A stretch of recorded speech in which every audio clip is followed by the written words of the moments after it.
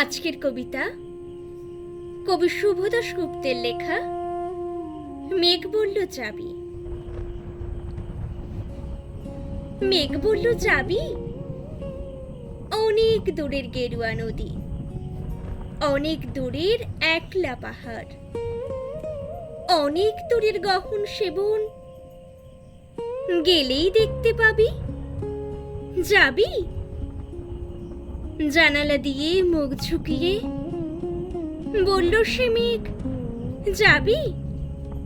আমার সঙ্গে যাবি? দিন ফুরিয়ে রাত ঘনাবে, রাত্রে গিয়ে সকাল হবে, নীল আকাশে উড়বে পাখি, গেলেই দেখতে পাবি। যাবি? শ্রাবণ মাসের একলা দুপুর। মেঘ বলল, যাবি? আমার সঙ্গে যাবি?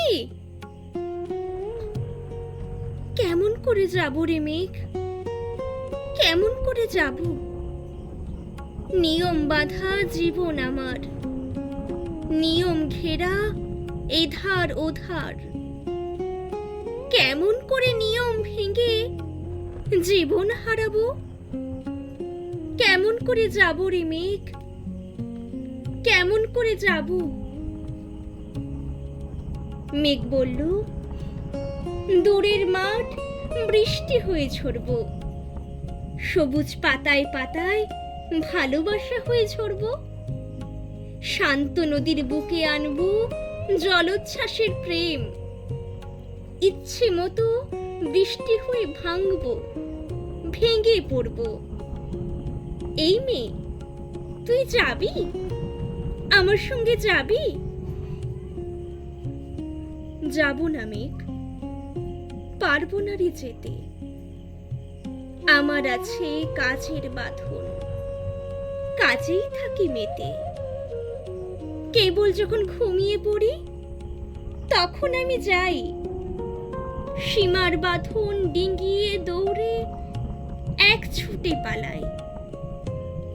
তখন আমি যাই, স্বপ্নে আমার গেরুয়া নদী, স্বপ্নে আমার সুনীল আকাশ, স্বপ্নে আমার দূরের পাহাড়, সব কিছুকে পাই।